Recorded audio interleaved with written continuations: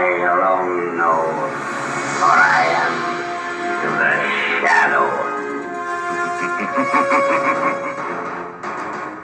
Let's explore some of the Night Master's secrets, paraphrasing Robert Sampson. Central to every shadow story is the shadow's role as a master manipulator who secretly controls the actions of his agents, suspects, criminals, and even the law.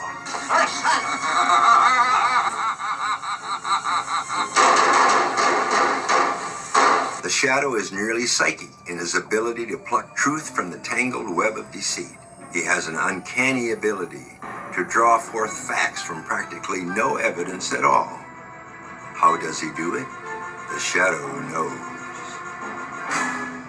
Criminals hatch fantastic schemes, and he is there listening. Or he is outside, clinging to the wall like a huge bat. Or perched upon the ledge like a circus acrobat, costumed all in black. Or he stands in a shadow-filled corner between the bookcase and the wall. Or he is there, among the participants, his face perfectly disguised to look like one of them. The shadow knows. His listening devices probe mansions of evil. No space is closed to him. He slides up sashes and enters locked homes at will. No secret can be withheld from him. No door or window can restrain him. His agents are part of clandestine discussions, remembering every word spoken. Or, if they are absent, he simply deduces what went on. For his icy mind, unencumbered by error and emotion, is utterly incapable of bafflement. He is the shadow. And ladies and gentlemen, let me assure you, he knows. You can hide down in the alley with your hat put over your eye. You can wear a wig or mustache or any old disguise. Well, you can change your name and your address, even change your style of clothes. But the shadow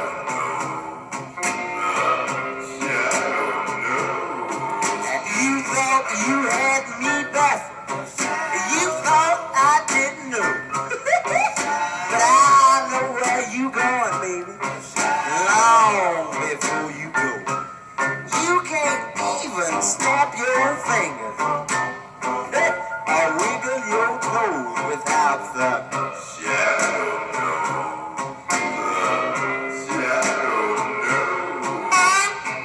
The shadow knows.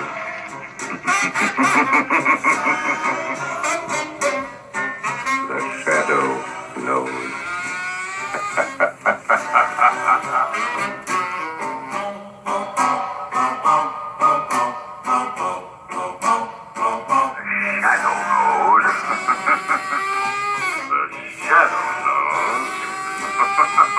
Now, so baby, I stop your driving and you're messing around. 'Cause I know what you're putting, baby, long before you put it down. You better mind your P's and Q's and your M's and N's and O's because The shadow knows.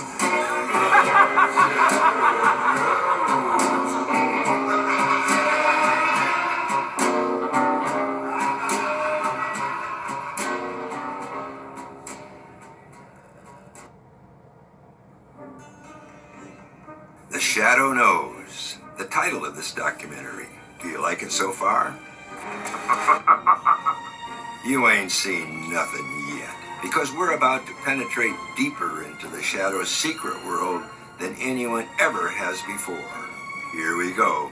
The Shadow knows, but what do we know about the Shadow? In the beginning, not very much, and that's the whole appeal. His voice is a whisper, a terrible hiss. His laugh a sinister inheritance from the radio shadow, strikes terror into the hearts of both the underworld and police alike. His secret identity, apparently, is wealthy young man about town, Lamont Cranston. He heads a network of agents who report to him using coded letters which are hand-delivered to the B. Jonas office, then routed to the Shadow's secret sanctum. Then, alone in his sanctum, at a desk illuminated only by a blue light hanging overhead, the Shadow employs arcane solutions to decipher each report, as though solving a larcenous sliding puzzle.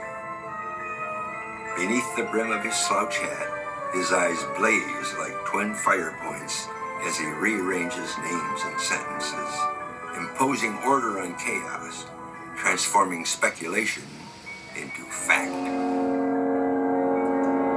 Emotions play no role in his deductions. Under his blue light, the most lurid and violent crimes imaginable play out with journalistic detachment as the Shadow cuts and pastes his agents' reports, filling in the blanks like an omniscient newspaper editor.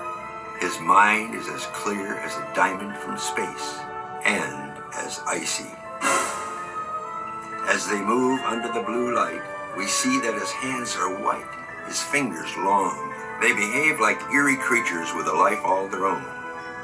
One finger is encircled by a highly significant ring whose stone is a fire opal, or gyrosol.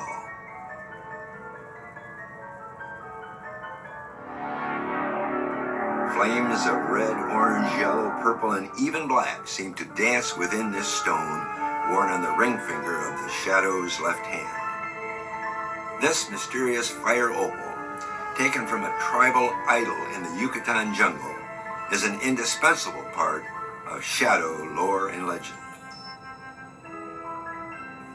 In addition to his famous gyrosol ring, the Shadow also carries a lockpick, a small vial of wonderfully reviving medicine, a tiny flashlight that can blink in various colors, and a nesting cluster of suction cups for wall scaling.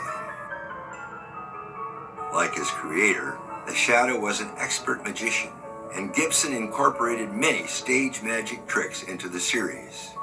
Sewn into the hem of the Shadow's cloak is a vial containing two separate powders. One powder is dusted lightly on the thumb, another on the forefinger.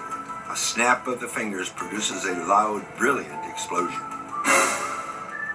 There were also stories dealing with such magical illusions as firewalking, the hand unaffected by boiling water, the vanish in smoke and flame, and the disappearance with mirrors. As the series progresses, locations change, new settings are introduced, and a distinctive shadow falls all over the world. San Francisco, Moscow, Philadelphia. The repeated trips to Maine seem odd, until we realize that the Shadow helped build this, Gibson's vacation home in Maine. The Shadow also visits Germany and Atlantic City and Cuba. And in every locale, he speaks the language like a native. His Russian is impeccable. When the Shadow visits the City of Light, he speaks French as though he was born in Peru. He solves the ancient riddle of the Sphinx in fluent Egyptian.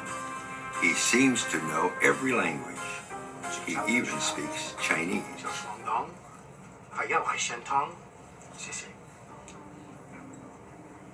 You speak Chinese? Only Mandarin. And just as the Shadow was comfortable working in any country, Walter Gibson was comfortable writing in any genre.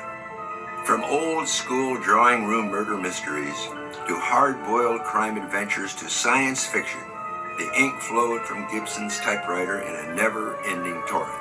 And as it did, the dark silhouette of one of fiction's greatest crime fighters began to take shape.